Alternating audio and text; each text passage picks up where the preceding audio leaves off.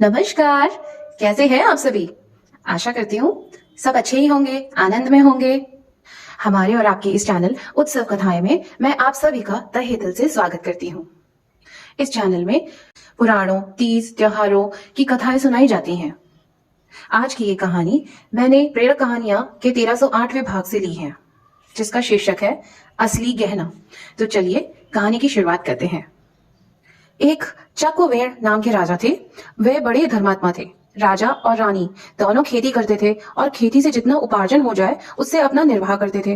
राज्य के धन को वे अपने काम में नहीं लेते थे। प्रजा से जो कर लेते थे उसको प्रजा के हित में ही खर्च कर देते थे।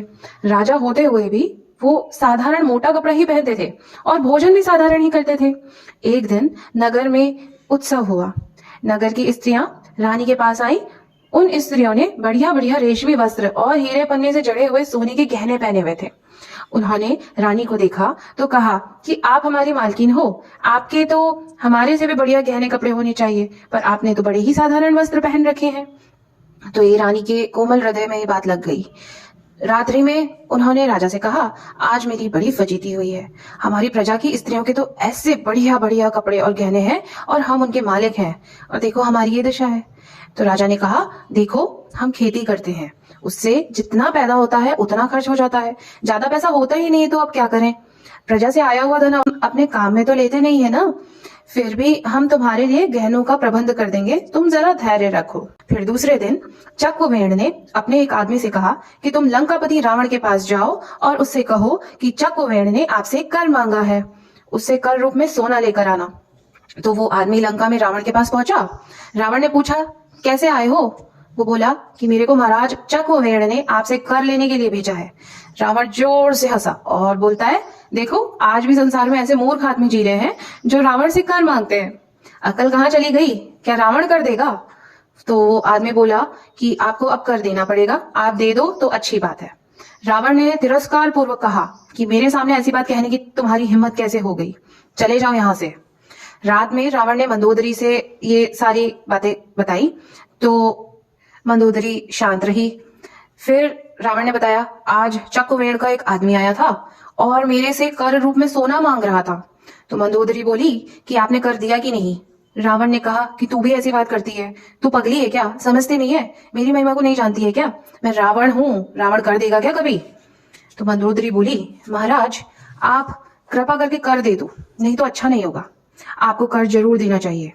मंदोदरी राजा चक्रवेण के प्रभाव को बहुत अच्छे से जानती थी, खूब समझती थी, क्योंकि वो पतिव्रता थी। पतिव्रत के प्रभाव को वो इतना जानती थी कि जितना रावण भी नहीं जानता था। सुबह रावण उठकर जाने लगा तो मंदोदरी ने उसे रोक लिया और कहा कि आप थोड़ी देर ठहरो, मैं आपको एक तमाशा दिखाऊंगी। तो रावण ठहर गया। मंदोदरी रोजाना छत पर कबूतरों को दाना डालने जाती थी। तो दाना डालने के बाद जब कबूतर दाना चुग रहे थे तब मंदोदरी ने उनसे कहा कि अगर एक भी दाना चुगा तो महाराज आज रावण की दुहाई है। कबूतरों पर इस बात का कुछ असर ही नहीं हुआ और वो वैसे के वैसे ही दाना चुगते रहे। फिर मंदोदरी ने कहा कि देख लिया आपका प्रभाव? तो रावण बोला, कैसी पागल है, पक्षी क्या समझेगा कि रावण क्या है? तो मंदोदरी बोलती है, अभी दिखाती हूँ ना आपको। उसने कहा कि अगर एक भी दाना चुगा तो महाराज चक्रवेण की दुहाई है। मंदोदरी द्वारा ऐसा कहते ही कबूतरों ने दाना चुगना ही छोड़ दिया। केवल एक कबूतरी ने दाना चुगा तो चुगते ही उसका सर कट गया। कारण ये था कि बहरी होने के कारण उस कबूतरी ने मंदोदरी की बात को सुना ही नहीं था। तो रावण बोला कि ये तो तेरा कोई जादू है, मैं नहीं मानता इस बात को। रावण फिर वहां से चला गया।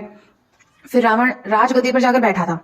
राजा चक्रवेण का आदमी पुनः वहां आया और बोलता है कि रात में आपने विचार किया होगा, आपको कर रूप में सोना देना है। तो रावण हंस के बोलता है, कैसा आदमी है तू? देवता भी हमारे यहाँ पे पानी भरते हैं, हम कर देंगे क्या? तो वो आदमी बोला कि अच्छा आप मेरे साथ समुद्र के किनारे चलो। रावण को भय तो था नहीं, तो वो उसके साथ समुद्र के किनारे चला गया। उस आदमी ने समुद्र के किनारे बालू से लंका की आकृति बना दी और लंका के जैसे ही 4 दरवाजे थे वैसे 4 दरवाजे उसने बना दिए। तो उसने पूछा कि लंका ऐसी ही दिखती है ना रावण से? तो रावण बोला कि हाँ ऐसी ही है, तुम तो बड़े कारीगर हो। तो वो आदमी बोला कि अब आप ध्यान से देखना महाराज, महाराज चक्रवेण की दुहाई है। ऐसा कह के उसने अपना हाथ मारा और एक दरवाजे को गिरा दिया। इधर बालू से बनी लंका का एक हिस्सा बिखरा तो उधर असली लंका का भी वही हिस्सा बिखर गया। अब वो आदमी रावण से बोला कि कर देते हो कि नहीं, नहीं तो मैं अभी हाथ मार के सारी लंका बिखेरता हूँ तुम्हारी। तो रावण बड़ा डर गया और बोलता है, हल्ला मत कर, तेरे को जितना चाहिए उतना ले और चुपचाप चला जा यहाँ से। रावण ने उसको जाकर खूब सारा सोना दे दिया। अब रावण से वो कर लेके वो आदमी राजा चक्रवेण के पास पहुंचा और उनके सामने सारा सोना रख दिया। तो चक्रवेण ने वो सारा सोना रानी के सामने रख दिया और कहते हैं कि जितना चाहिए उतने गहने बनवा लो। तो रानी ने पूछा कि इतना सोना कहाँ से लेके आए? तो चक्रवेण ने कहा कि ये रावण के यहाँ से कर रूप में मिला है। तो रानी को बड़ा भारी आश्चर्य हुआ कि रावण ने कर कैसे दे दिया। उसने कर लाने वाले आदमी को बुलाया और उससे सारी बात पूछी, कर कैसे लेके आए तुम रावण से? तो उसने सारी कथा सुना दी। तो कथा सुन के रानी चकरा गई और बोलती हैं कि मेरा तो असली गहना मेरे पति देव है, दूसरा गहना मेरे को नहीं चाहिए। गहनों की शोभा पति के कारण ही है, पति के बिना गहनों की क्या शोभा। जिनका इतना प्रभाव है कि रावण में भयभीत होता है, उनसे बढ़कर गहना और कोई हो ही नहीं सकता। रानी ने उस आदमी से कहा कि जाओ रावण को सारा सोना लौटा दो और कहना कि महाराज चक्रवेण तुम्हारा कर स्वीकार नहीं करते। तो कैसी लगी आपको ये कहानी? अगर आपको ये कहानी अच्छी लगी हो तो कृपया करके इस चैनल को लाइक, शेयर और सब्सक्राइब जरूर कीजिएगा। पास ही में बेल आइकन को दबाना ना भूलें, जिससे समय समय पर आने वाली नोटिफिकेशन आप तक जरूर पहुंचे। आप ये कहानी से क्या सीखे हैं कमेंट सेक्शन में बताना ना भूलें। तो फिर मिलते हैं किसी नई वीडियो में किसी नई कहानी के साथ में। तब तक के लिए धन्यवाद।